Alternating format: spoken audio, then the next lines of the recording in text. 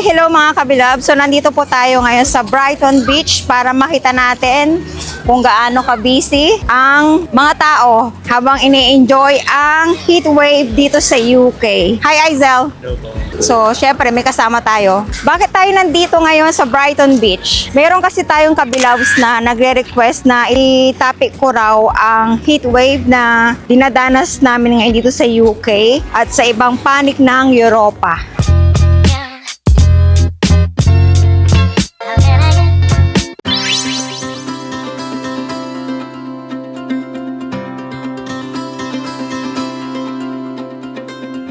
Parang Pilipinas lang po, basketball. Gusto na po yung makita ng ganito sa UK po. Kasi diba tagong-tago po sila. Pero pag maganda po talaga yung weather, ganito po makikita nyo.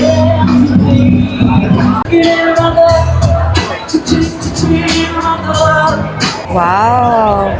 Ba't pala hindi ko dala yung shades ko? Mag-shades ako kasi nakakaya mag-video dyan.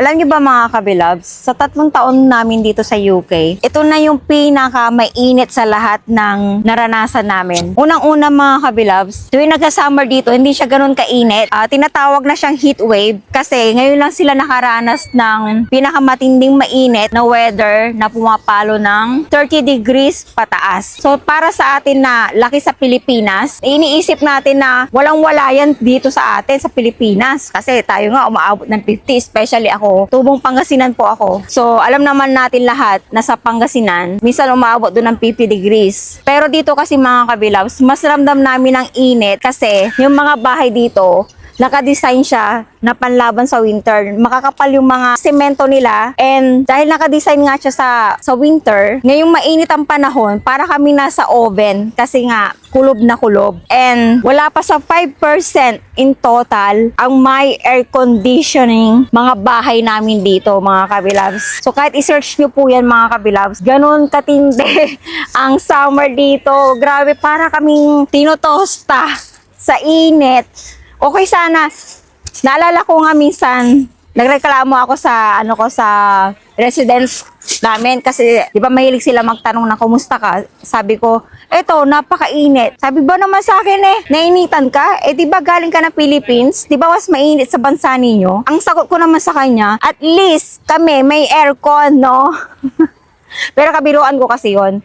Sa amin kasi, oo, mas mainit doon. Pero yung bahay kasi doon, hindi siya naka-design na pang winter. So, hindi siya ganun kakapal yung mga semento doon. Marami kaming bintana and especially meron kaming mga air conditioning. Ganun kalala yung dinadanas namin ngayon na hindi porke galing kami ng Asian kasi marami namang Asian dito. Pero daing talaga kami kahit kami ay laki sa tropical country. Mahirap mga kabilabs. And kung nahihirapan kami, mas nahihirapan yung mga puti, yung mga British, and mas naaawa ako kasi di ba nagtatrabaho ako sa nursing home. So grabe yung hirap ng mga matanda mga kabilabs. Alam nyo bang ginagawa namin? Yung maliit na towel, nilalagay namin ng tubig, binabasa namin ng malamig na tubig, tapos pipigain namin, tapos ilalagay namin sa noo nila, tapos hugasan namin yung mukha nila, yung kamay nila, yung refreshing nila. And di ba panggabi ako? So sa gabi, hindi mo siya masyadong ramdam, pero what more sa umaga, sa mga pang-araw. Kaya yung manager namin,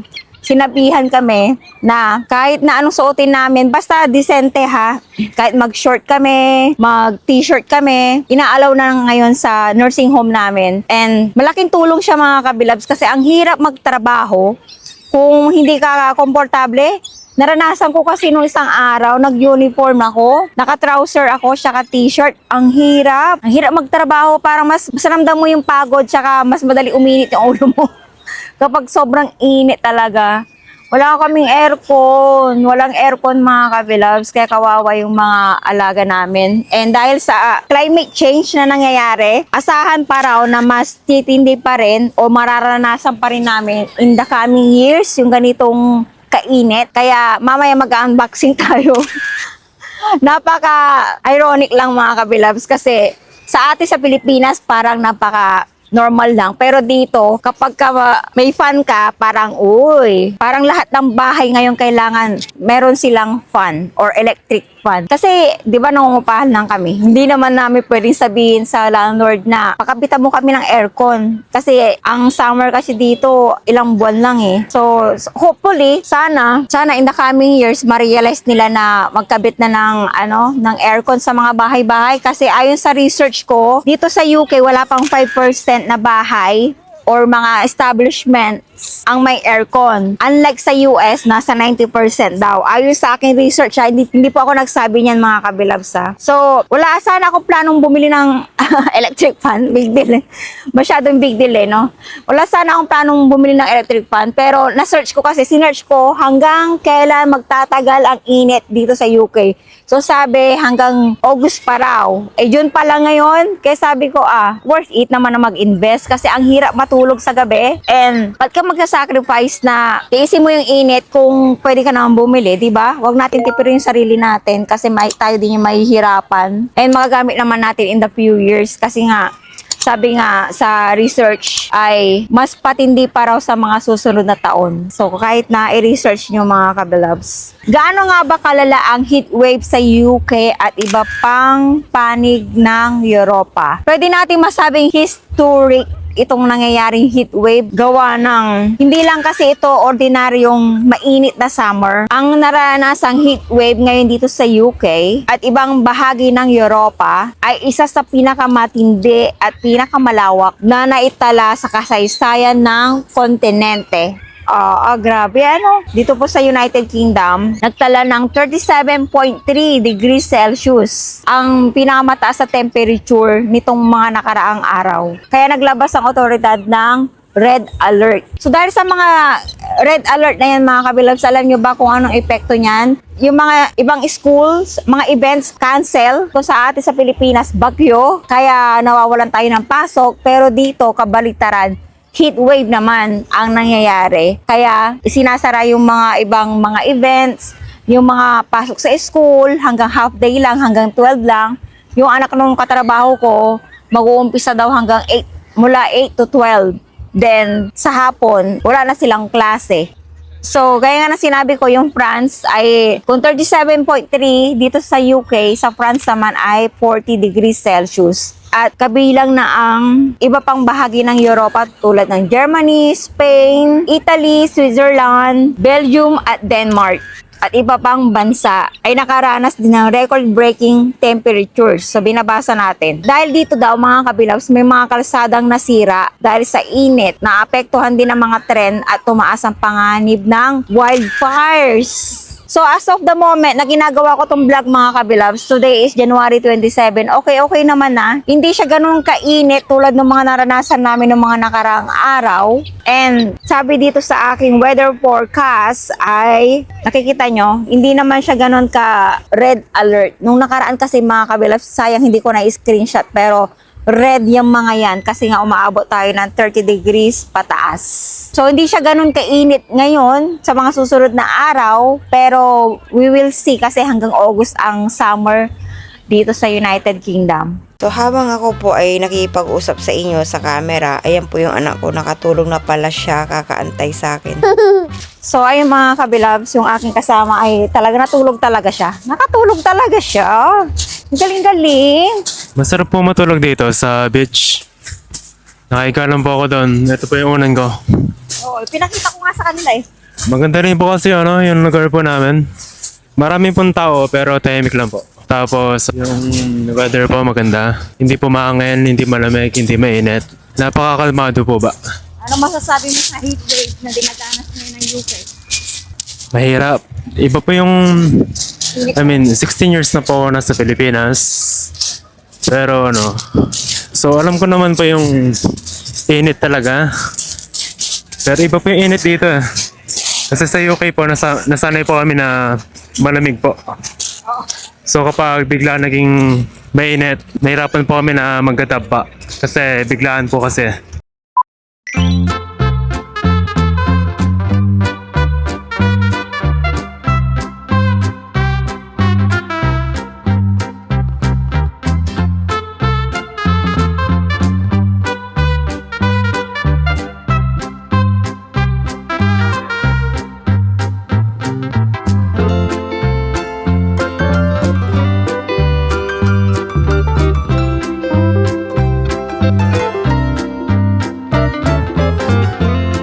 Okay, hello mga kabilabs.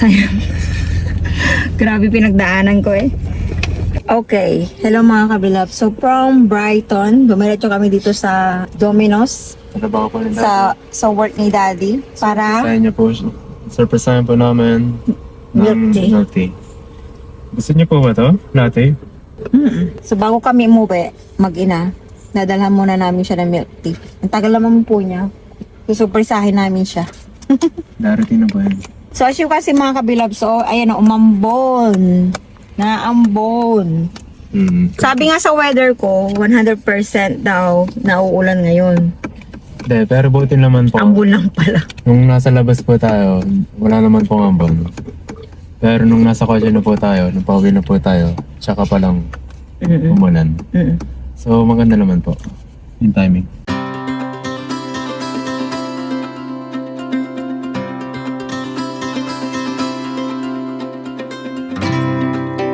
Ito po, delivery. Aba, may sasakyan na kami. Dati wala yung sasakyan dalawa. Dati, nakikisakay pa kami sa kanya. Tapos, anong sasakyan natin nun? Reno. Yung bulok ng kotse. Reno o yung puti? Bulok po yan pero napaka-helpful po. Yung Reno nga, ano? Katak sombrero. Si Twinkle. Yung sombrero niya Sa po. ang lakad niyo. Parang may ganap yung sa Brighton. Nabasa ko saan. Okay, so nakauwi na po tayo mga kabilabs. So natatawa ako kasi mag-unbox tayo ng electric fan. Big deal na yan sa amin, ang magkaroon ng electric fan. Init po kasi dito. Oo. O, diba? Kung sa atin sa Pinas, napaka-easy lang, diba? Parang napaka-common. So, nakakatuwa mga kabilab. Sa Amazon ko to binili, hindi na nila binax. And, di ba usually pagka umorder tayo sa Amazon, nakabox pa yan. Pero this time, wala man lang effort. Pero nakakatuwa mga kabilabs, thumbs up sa Amazon. Kasi, in-order ko siya kahapon. Di ba pagka-order mo, sasabihin nila kung kailan nila i-deliver. Supposedly, ang dating pa nito in 3 days. Pero kinabukasan dumating na. Alam nila na kailangan ng mga tao. At ang hirap matulog ngayon. Ba't nakakatulog ka, Aizel? Naka-brief lang po ako. Walang kumot. Binili ko to para sa kanya. Meron ako ginagamit ever since sa kwarto. Pero iba pa rin pag pan. Ito yung isa ito sa pinaka bestseller. Kasi di ba pag umu-order tayo sa Amazon, tinitingnan muna natin. Isa siya sa pinaka bestseller. Kaya ito yung napili ko. Sa Pilipinas po, ako po lagi na nilinis po na electric pa namin. Marunong ka? Ina-assemble ko po. Tapos, kaya nakakamiss po na gawin ko. Marunong ka maglinis ng electric fan? Kailangan po gawin eh. Malikabok po kasi. Sinong nag-uutos sa'yo? Wala po. Uwe. Masipag ka pala. Minsan. Masipag ka. Pag nasa mood. Pag wala sa mood, kahit galit na yung nag-uutos, walang magagawa.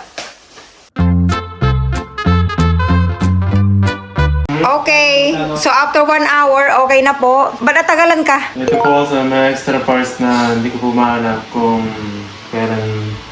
kung saan dapat ilalagay.